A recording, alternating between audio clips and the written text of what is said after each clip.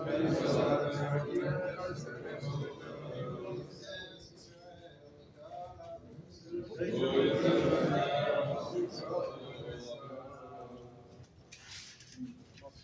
was just asked to say a few words.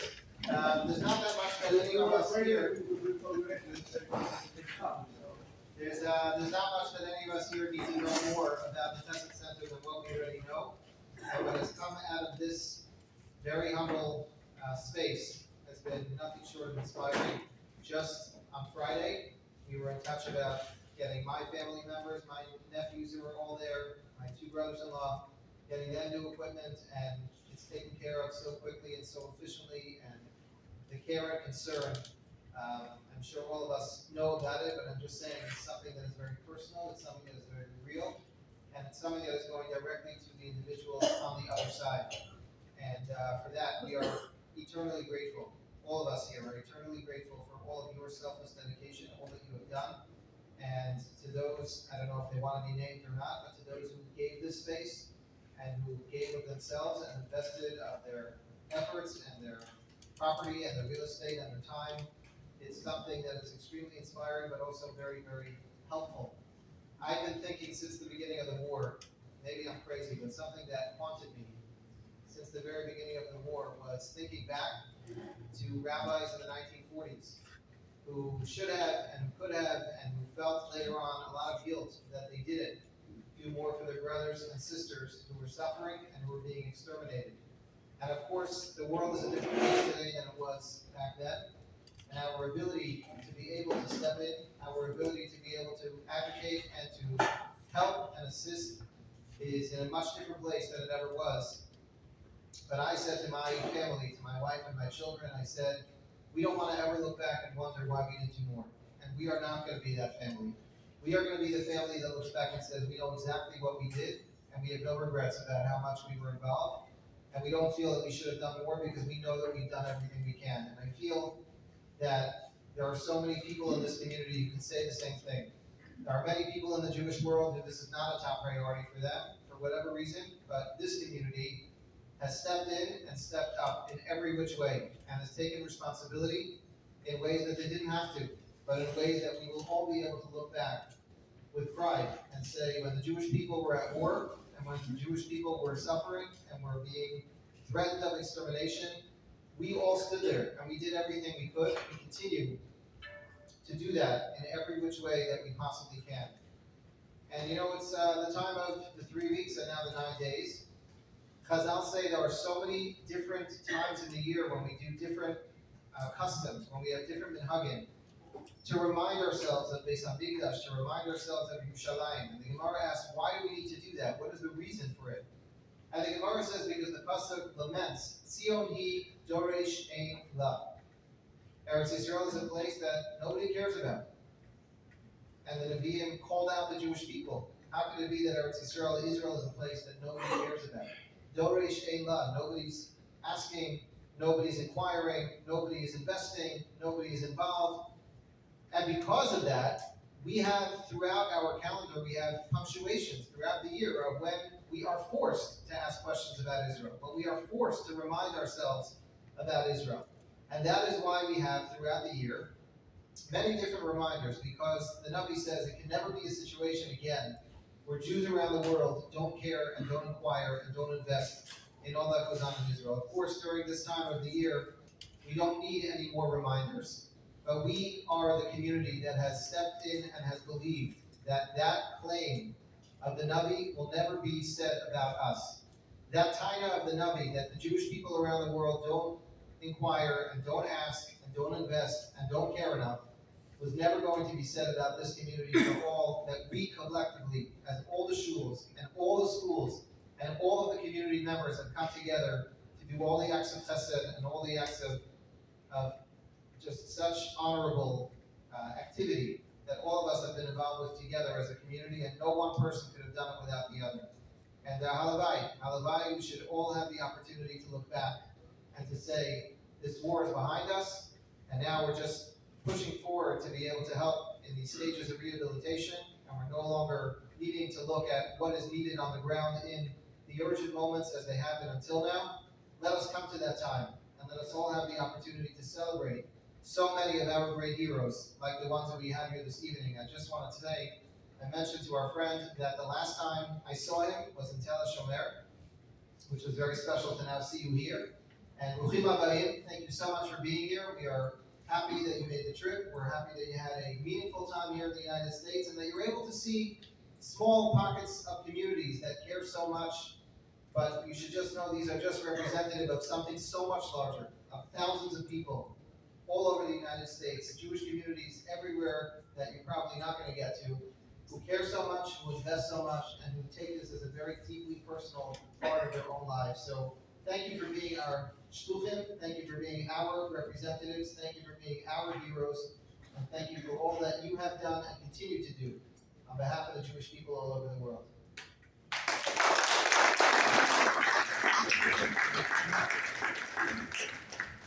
So as Shay mentioned, there is one family that does have to be thanked for their help with the Chesed Center. So I asked Jeff to do the honors. Way back in, when we were starting, we were at different locations, and we were sort of pushed out. We had dozens and dozens of pallets that we were sourcing out, and we needed space, just physical space. And since then, we just needed a warehouse, but we've obviously pivoted many times over the last 21 months. We've had tremendous Schachter and Shmaya and success in every turn for Hashem, and of course, the community helping us along the way. But space is not an easy thing to come across, especially when at the time I was getting 50, 60 pallets at a time, and you need a lot of room. And for Hashem, there was one family who's been in the shadows throughout the war. The name has not been mentioned, they barely show up, but I can tell you they offered the space willingly. It's not even, it wasn't as nice as you see today. It had no lights, it had no porta potties, it barely had any running water, and nothing. And I said, no, what can we do with it? He said, don't worry, I'll take care of it. There's electricians within a day or two. We have all these lights upstairs and downstairs, put in the porta potties, make sure that the systems are running so that we can operate. And today, we're very grateful that he did not want to be honored, the family did not want to be honored at all throughout the period, and even now. But I used all the leverage of being a non-paying tenant to force him to come tonight to just have a little bit of karsatov for what he and his whole family has done for us. When we said probably a couple hundred times over the last 21 months that we are here free of charge, zero overhead, I meant zero, because property taxes, the rent, the lights, porta potties, air conditioning, heating was all paid for by the Klefsky family. So this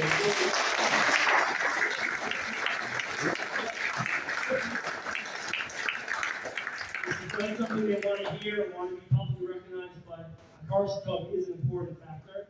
And then when it came time, they stepped up. And without their having a chalik in this Chesed Center, we would not have been able to achieve what we've had. I mean, when the war started, there were 400 organizations around the country operating. By December, there were 3. Today, there's basically 2. And the reason is because we believe that we create something physical where people can touch it, it's demonstrable, they can participate, having events of all sorts and shapes and sizes, trying to attract as much of the community as possible to bring them in. And that is because we have a physical facility that hopefully will continue on. So I'd just like to call upon, representing the Plevsky family, Moshe Plevsky and Seth Plevsky. You can come up for just a minute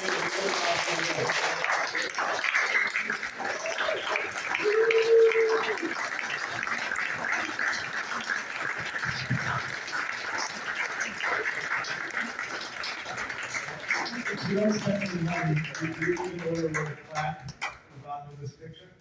But if we did order a plaque, I think all of the words that we have to put on it to express our gratitude would probably cover the whole picture, so it's probably better off.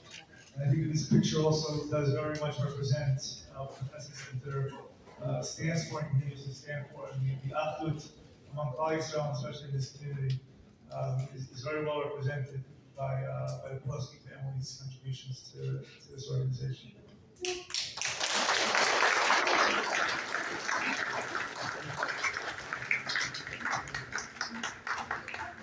just one closer. You guys have been in real estate for 2 generations now. Have you ever? I don't think in your entire life you will have a better return of investment than what you've done here.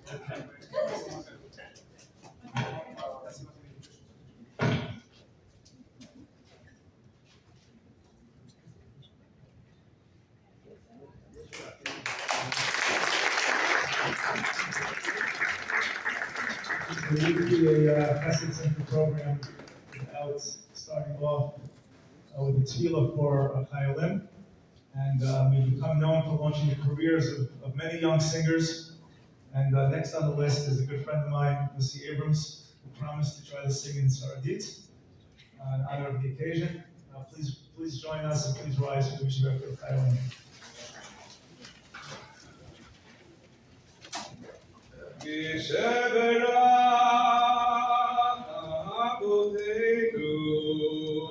Abraham, Yitzchak, veYaakov, uYivarech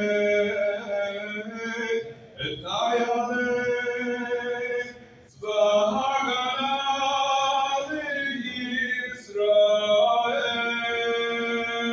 uYivarech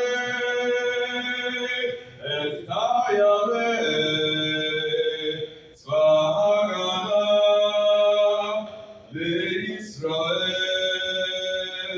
ויברך את חיילי צבא הגנה לישראל עומדים על משמר ארצנו וירא אלוהינו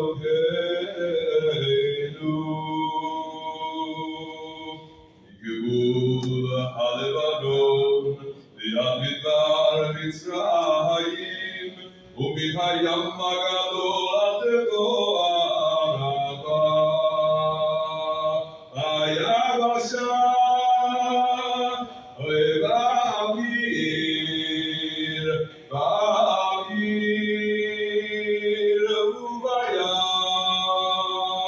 ויברך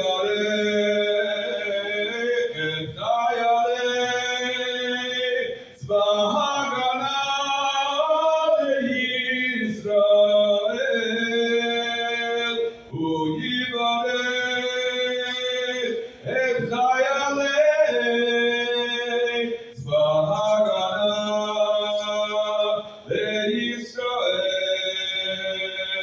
ויברך את חיילי צבא הגנה לישראל ייתן השם את אויבינו הקמים עלינו ניגפים לפניהם הקדוש ברוך הוא ישמור ויציל את חיילינו מכל צרה וצוקה ומכל נגע ומחלה וישלח ברכה והצלחה בכל מעשי ידיהם יאתר שונאינו תחתיהם ויעטרם בכתר ישועה ועטרת ניצחון וקוים בהם הכתוב כי השם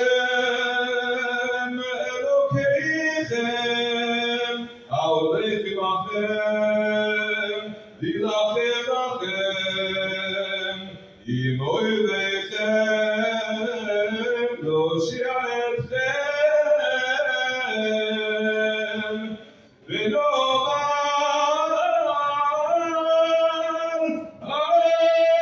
אמן.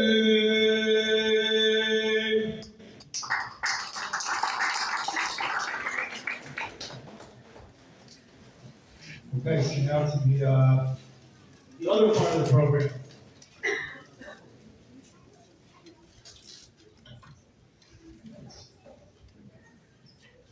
You rolled your R's and your gracious started. You rolled your gracious started.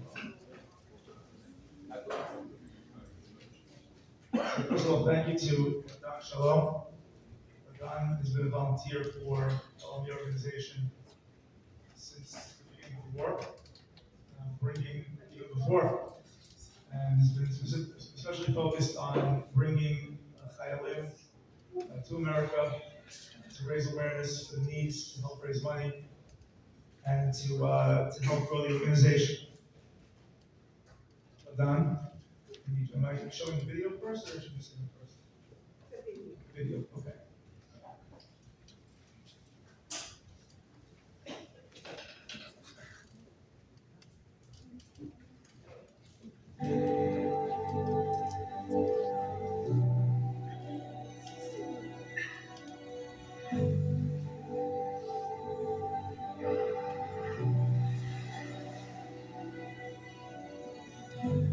'For years, when we thought that it was impossible, there were those who made the impossible happen.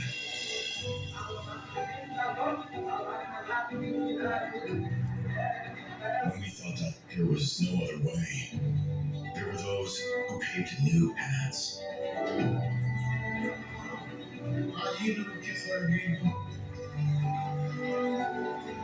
Even when we thought that we'd reached the highest place, there were those who took us even higher.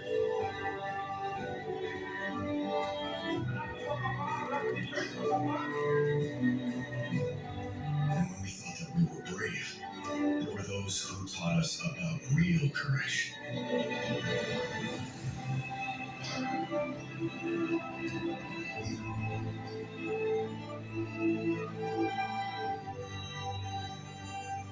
When we thought that we were resilient, there were those who showed us what real resilience is all about.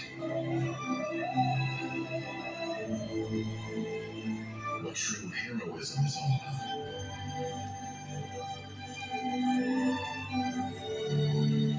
What true pride is all about. And when we thought that everything was falling apart, there were those who kept us together. Those who reminded us that we are one nation.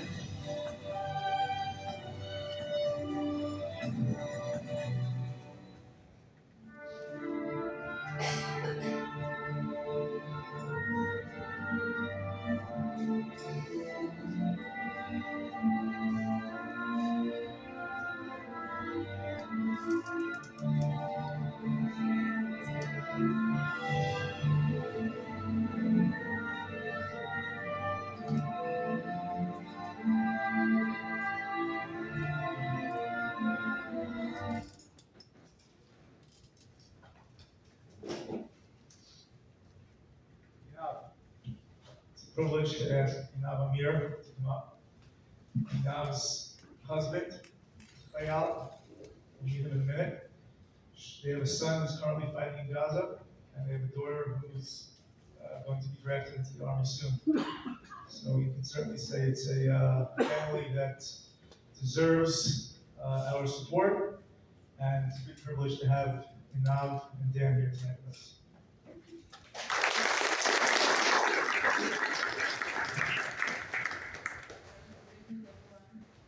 First of all, thank you for having us here.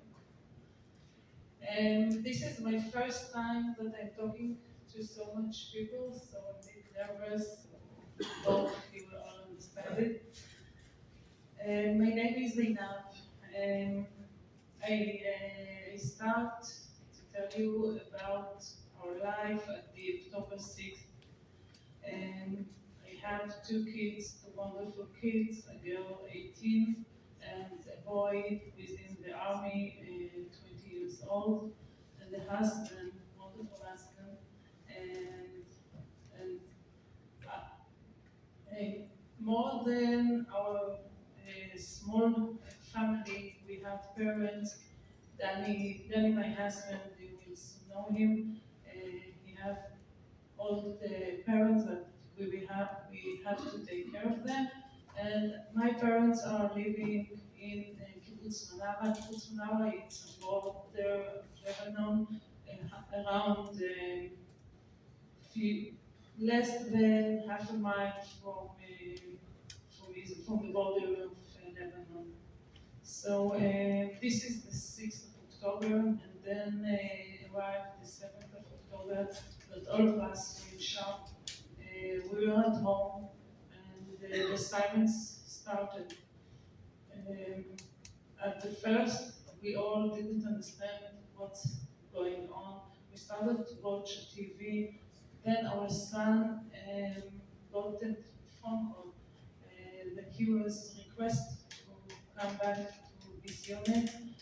And my husband, Danny, and my son started to have a kind of a tour in Israel to find out the bus that will take him to his base. After a few days, Danny told me, Einam, I can't stay at home, I must go to help our people. And I told him, Danny, who is going to take you? You're 55 years old. And he told me, I don't know, but I must try to do it because our people need us, our country is not in good shape.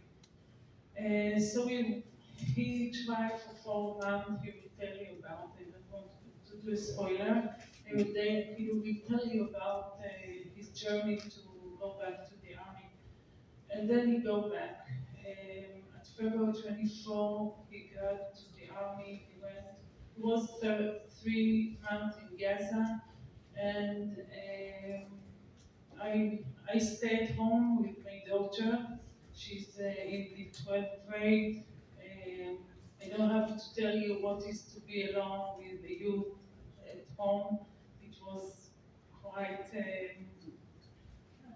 I don't know even how to say, but she is a she's really a brave girl.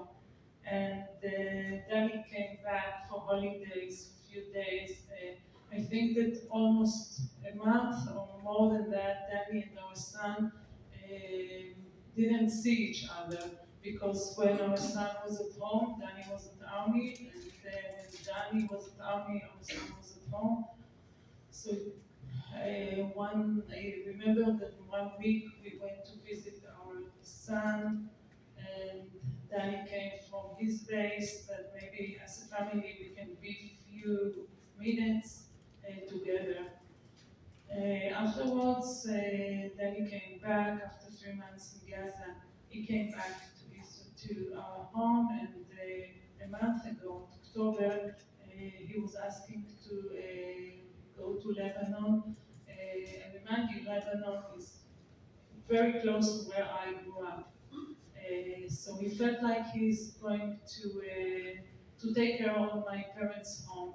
And on the 7th of October, I forgot to mention it, my parents were evacuated from the kibbutz till now, almost 2 years from now. They are out of the home. The home is destroyed, and I hope very I really hope that they will go back. I don't know how. I think that in age 18, to start and look for a new home, new place to live, it's not what you plan for your life. And at October, Danny was asking to go to Lebanon. I tried to force him not to do it because I know that Lebanon is not Gaza. I know that Lebanon is a very, very dangerous place. But he told me, Einab, I must go to take on your parents' house. And when the 24th of October arrived, and I went to have some drink with my sister, and at 11 o'clock in the evening, p.m., I got a phone call. I didn't recognize this phone call, but immediately I understood that this is the phone call that I am waiting to get it, to got it. There was, I answered the phone, and Danny was in the other side. He told me, Vavi, this is my nickname. He told me, Vavi, I was hurt in Lebanon. Please come to the hospital, to Shiva Hospital. And after I think I took 2 deep breaths, I understand that we are going to start a new life. And it took to me, I think, a minute and a half to take myself and to understand that I have to less thinking and more doing. And that's what I'm doing from then to now. I'm doing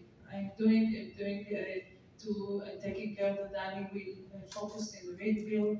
I'm doing and taking care that our son will take care of himself how much he can when he's in battle or not in battle.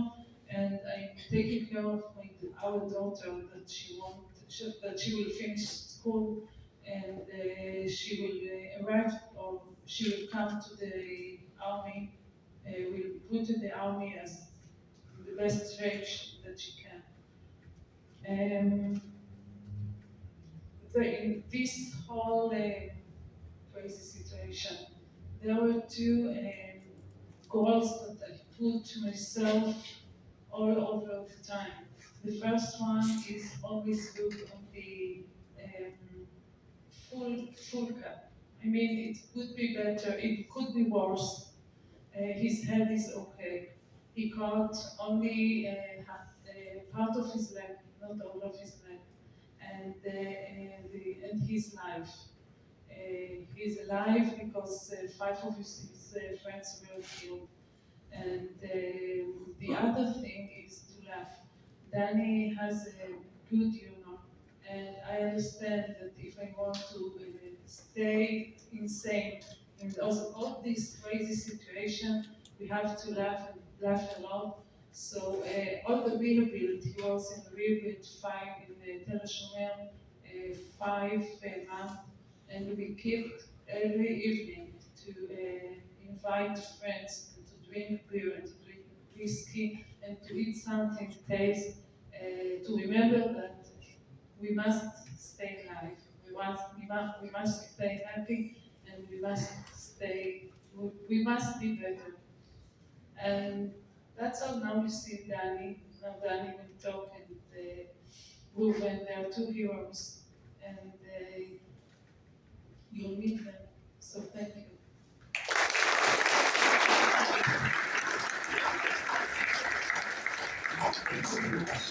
המחשבות וכל הדברים שעוברים בראש של האירוע, פה יש לי שקט. החתירה, המונוטוניות של החתירה, המים, הירוק, אין לי הרבה שפה. לפני כחצי שנה, בגיל 55, איבד דן אמיר את רגלו הימנית בלבנון מפגיעת טיל של חיזבאללה. למרות הגיל ואולי דווקא בזכותו, הוא כנראה הפצוע הכי אופטימי ומלא מוטיבציה שתבחשו. ב-24 באוקטובר 2024 הוא נכנס לפעילות בלבנון עם לוחמי גדוד 89 מחטיבת הזקן, רובם מתנדבים כמוהו. בזמן שהותם בכפר מיסל ג'בל, טיווח אותם חיזבאללה באחד הטילים, פגע ישירות במבנה שבו שרו. אני אפילו לא זוכר ששמעתי את השריקה או את הבום, אני זוכר את הכאב המטורף ואת הנפילה אחורה. אני מבין שיש לי קטיעה ברגל, לא ידעתי עוד איזה קטיעה, לא מאבד את ההכרה. הרופא מזהה שאני הפצוע הכי קשה של האירוע באותו רגע, מגייס חיילים שמעלים אותי על אלונקה, אני מחייג לעיניו, אבי, נפצעתי בלבנון. אני ראיתי אותו לפני שנכנס לניתוח של הקטיעה, אני הודעתי לרופאים שיכינו אותו, כי הוא יגיע לאולימפיאדה הפאראולימפית ב-2028 בלוס אנג'לס. אני עוד לא ידעתי באיזה מקצוע, אבל ידעתי שלשם הוא לגמרי חריג בכוח רצון שלו וביכולת שלו פשוט לדחוף את עצמו כל הזמן. התעוררתי אחרי הניתוח ואחרי ההרדמה והבנתי שיש לי מסע ארוך, ורתמתי את כל מה שאני ידעתי בשביל להצליח במסעות ארוכים ולנצח. אני לפני כל תחרות ולפני כל דבר מאתגר רואה את עצמי בקו הסיום. הדבר השני שאני רותם לטובתי זה מוטיבציה דרך שמחה וחשיבה חיובית. אני תמיד מחייך, אני תמיד מאושר בחלקי, מאושר במה שיש, מאושר בהישגים ומאושר בחברים שעוטפים אותי. הדבר השלישי שאתם חייבים לגייס זה את הנחישות. הנחישות זה הווליום של הנפש והגוף. הדבר הרביעי והמאוד חשוב זה התמדה. התמדה, מה שאני קורא, הסיבולת של הנפש והגוף. החוכמה היא להבין שכשאתה רוצה משהו שהוא באמת בלתי אפשרי, שהוא מופלא, שהוא גדול, שאף אחד לא עשה אותו לפני כן, או שמעטים יכולים לו, אתה צריך לעשות את זה בעוצמה, לאורך זמן, וכל יום לגייס את הכוחות. והמנטרה שלי בשיקום, היום יהיה היום הכי טוב שהיה לך עד היום. חוץ ממחר, אם מחר יהיה יותר טוב. אני קם בבוקר, ואני אומר את זה בקול רם, שאני אשמע את זה, שכל המטופלים ישמעו את זה, ואני מכריח אותם להגיד את זה, ואני מכריח אותם להיות משוכנעים בזה. ואנחנו שוברים שיאים, ואנחנו עומדים על הרגליים, וכשאנחנו רואים שמישהו לא שמע, כולם אומרים לו את אותו דבר. אני כל חיים פגשתי אנשים שהסבירו לי מה אני לא יכול לעשות. אני לא חושב שבן אדם בא לעולם הזה בשביל שאנשים יעצרו אותו ויעמדו אותו. אנחנו יכולים להגיע לירח, תגיע לירח, אני רוצה להגיע יותר גבוה, תגיע יותר גבוה.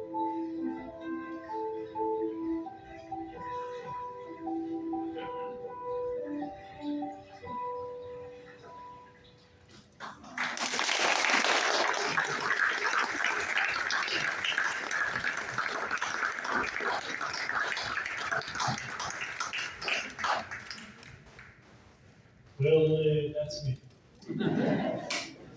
So, and I've told her part of the story, and you know, like in every marriage, there's two sides for each other. I'm getting myself in trouble. And then I will stay in Israel, in America. Okay. At the 7th of October, something happened. Something snapped at me. I was lost. I will tell you now that even by looking at me, you won't imagine that I'm a bank manager. I was sitting in my office after it happened, and like enough said, I was begging the army to take me back. I was sitting in my office, people were talking with me, but I was elsewhere.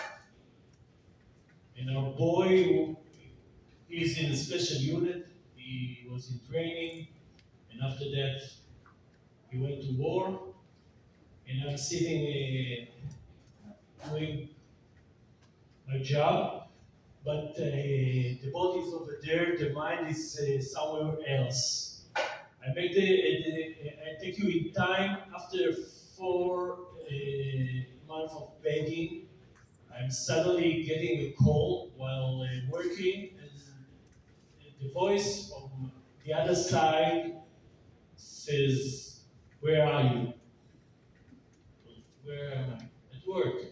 No, we need you. And Ruben probably will tell you also, in Israel, it's amazing. They call you, and like you don't have anything else to do. What are you doing? Nothing. Come to war. So you take a bag and you come to war. I called enough.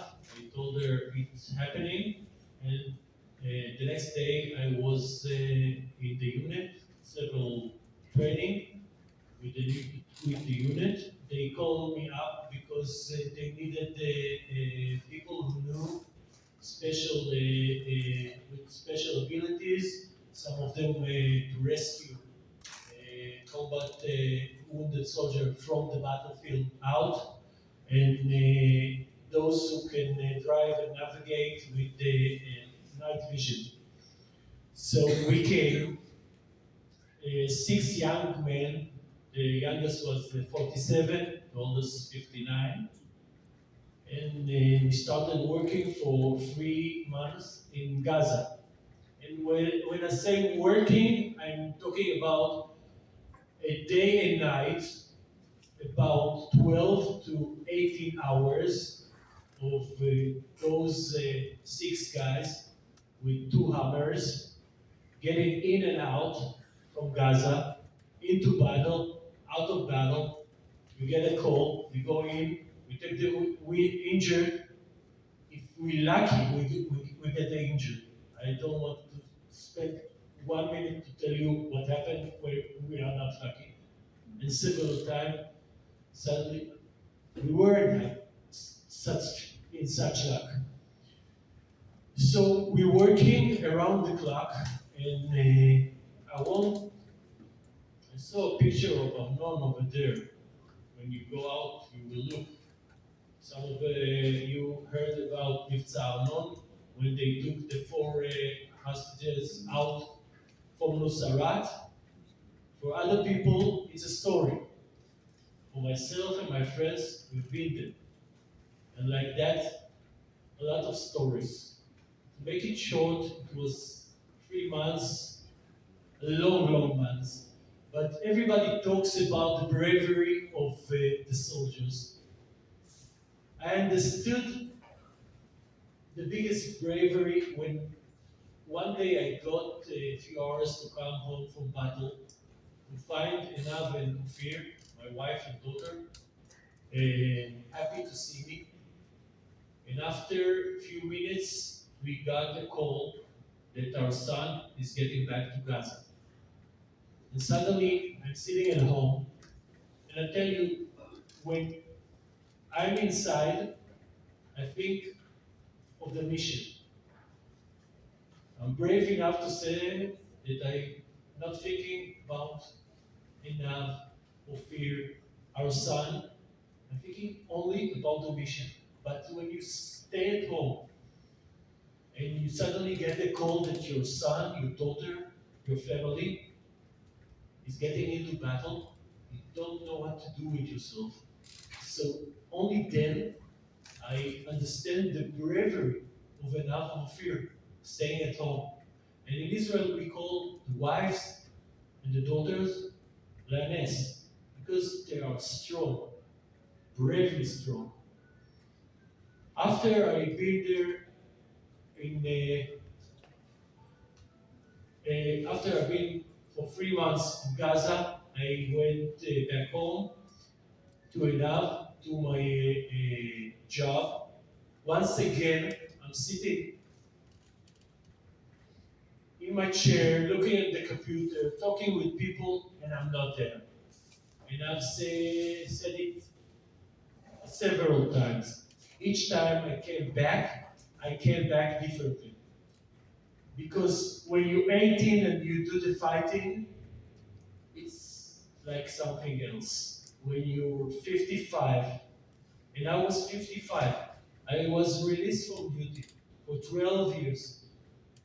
I came back, and when you see the fighting, the wounded at the age of 55, it's something else altogether. So I'm back home, and they are calling me about September last year to come back, all the unit, to help another unit, a regiment, 89, brave men that need to go to fight Hezbollah. Like I've told you, her parents' flat in the kibbutz was bombed. I don't know if you know, but 80% of the houses in this kibbutz were ruined by missiles. And my father and mother-in-law flat got 5 missiles in it. It's completely ruined. So when they called me and told me we are going to fight in Lebanon, those 2 villages, they are shooting at the kibbutz. For me, it was literally fighting for home. So again, I'm on my uniform, but now I'm going north, and we entering the first village. And this is important. When I was in rehab, I saw and many delegations, even from the United States, came to see me and to talk to me. And this is important to understand. I'm telling everyone, it's not a war between Israel and Lebanon. It's not Jews against Arab.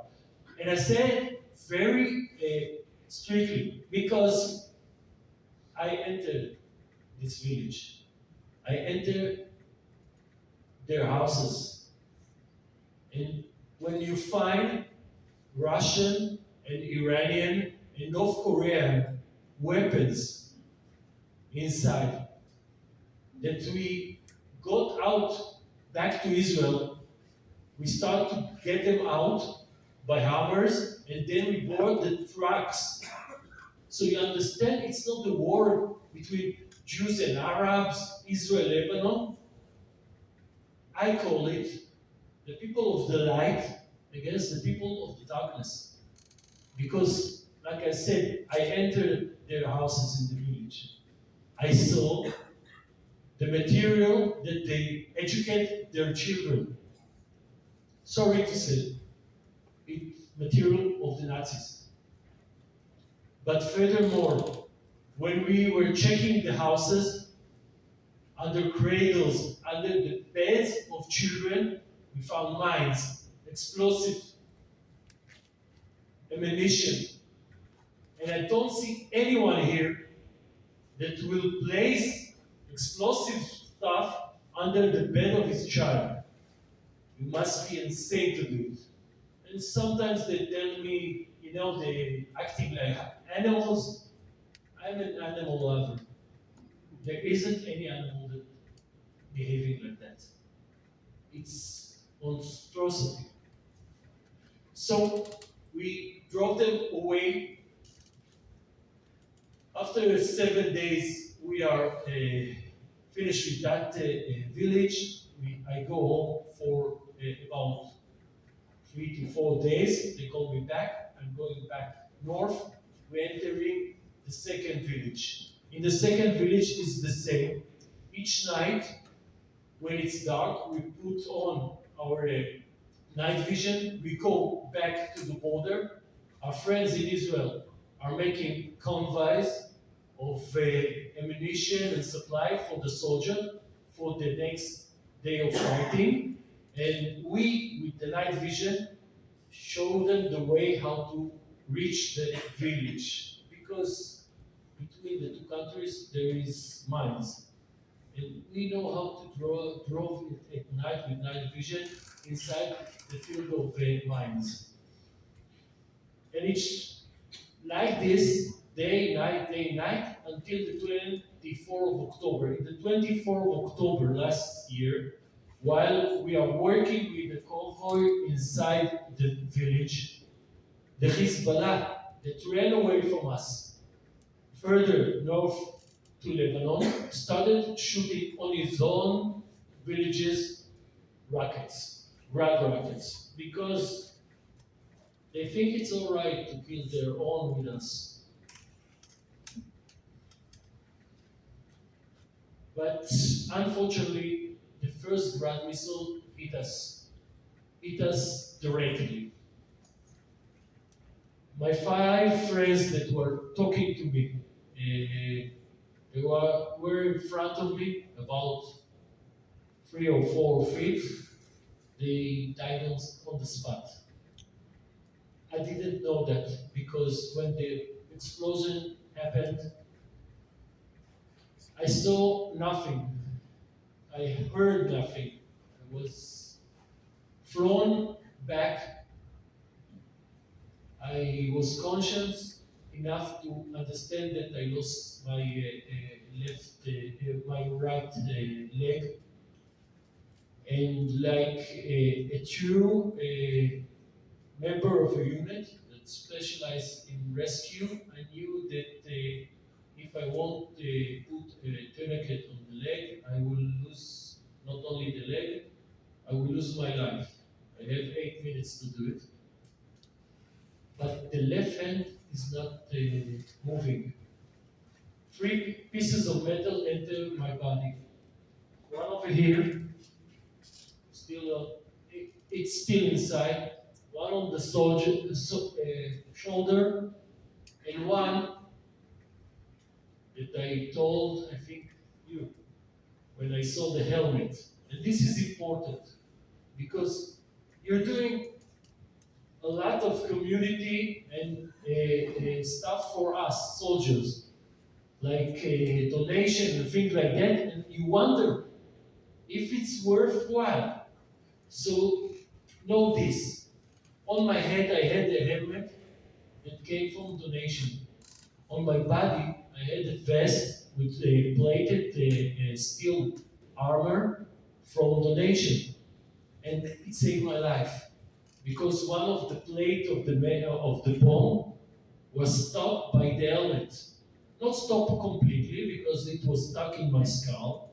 I have a thick skull, but it saved my life. And another one hit the back and was stuck by the plate that was in my back. So if you ask yourself, are we doing the right thing? Did all these things that you talk about before matters? Well, remember me. It matters to me. I'm alive. Well, a friend come over and want to help me to put the tourniquet. I gave him mine, and I was shouting orders all the way. I was thought I'm rescuing myself. I was just bothering everyone, but I used to save others, so I was shouting orders. I shout on him to make it strong, to stop the blood. We ruined the tourniquet. A medic put me another one, like enough tell you before, when the helicopter arrived to Tel HaShomer, one of the soldiers asked me, who is your emergency contact person? So I'm telling her, it doesn't work like that in our family. Give me your phone. I phoned enough, and I told her that I was injured in Lebanon, and the soldier will she won't tell you where to come. Well, I was in surgery for 4 hours after another 12 hours of sleep because I didn't mention it for the 10 first minute. I didn't get any morphine. So I was quite awake from the pain. But when I got to the hospital, they gave me a lot, so I was asleep for 12 hours. I wake up in the emergency, and I saw a nav, my kids, my friends, my family, and they're all disturbed in the face. They are sad. So I'm thinking to myself, well, they questioning themselves how to tell me that I lost my leg. So I make it easier. I'll tell them that I know that I lost my leg in Lebanon because I know. So I'm telling them the next sentence. I'm telling them, I know I lost my leg. I knew it in Lebanon. But notice that in 2028, there's a Paralympic in Los Angeles. We are going over there and we get a medal for Israel.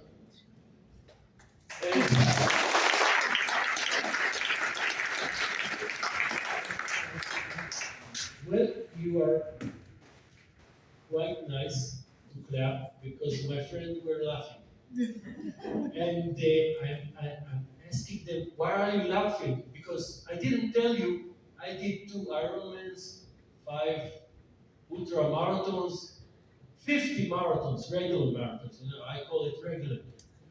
And I'm capable. Why are you laughing?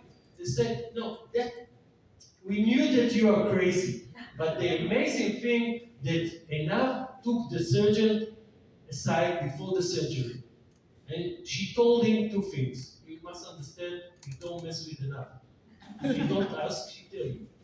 So she told the surgeon 2 things. One, he has a Ironman tattoo on his right wounded leg. You better keep it. So he managed to keep it, to leave it, to not cut it. But he cut her name that was beneath it. so he's in quite a trouble, but never mind, it's not my business. It's his business with her, brave him. And the other thing she told him, look, he always were involved in sports. When he wake up, he will say that he's going to the Paralympic in LA. Do your best work, and that's amazing. But no one know me like enough.